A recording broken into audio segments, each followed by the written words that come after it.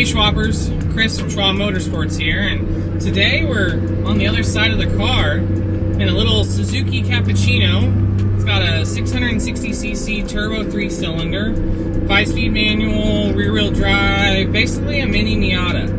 A local guy's got this car. We've done coilovers and some brake work and some clearancing to fit the wheels and tires that he's got on it. And it's actually here now for a standalone computer. We're going to swap a microsquirt into here and actually try to get it where we can get past some of the speed limitations, boost limitations, and fueling limitations that the stock ECU puts on these motors. So, join in and see how it goes.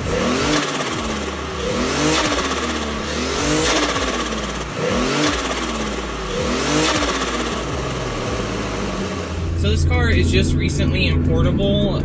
It is one of the K cars that they had in the early 90s and is now hitting the 25-year mark to be importable into the United States. And it's not a huge production number car, and being only in Japan, there isn't as much aftermarket as you would hope. Well, technically like none here in the United States. And so when it comes to ECUs and computer controlling stuff, we're basically down to some old Suzuki Sport ECUs that you could have purchased back in the day, being like the few options that are available for adding power to these cars and getting to control them in any way.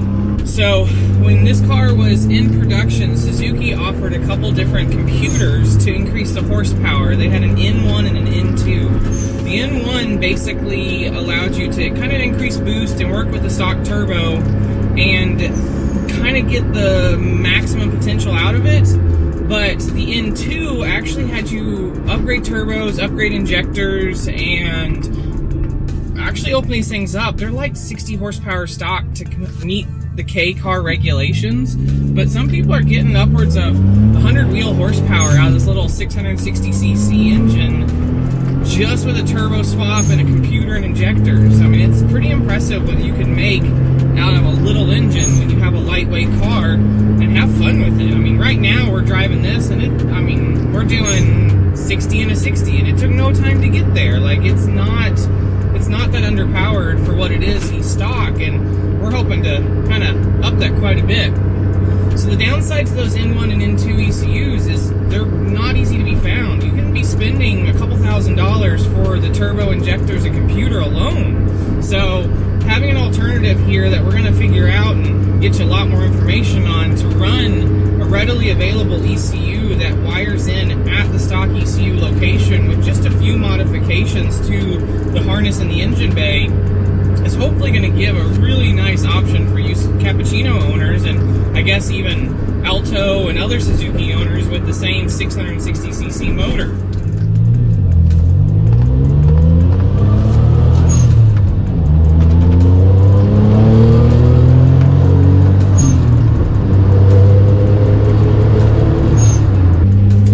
The motor in this car actually revs, well, the red line on here is 8,500. With the N1 you can do 88, and with the N2 they even say like 92 or 9,300. But some people are revving these motors way higher, and other than not making power at the top end, it can handle it. So we're going to see, this car is going to get first the microsquirt and then eventually a turbo upgrade. We're going to look at what options we can get that don't lose too much bottom end, but actually give you a lot more top end, so your power band is far more usable. So we're gonna play it by ear and test some things. But it is fun to have a tachometer that goes to 8,500 RPMs before redline in a car.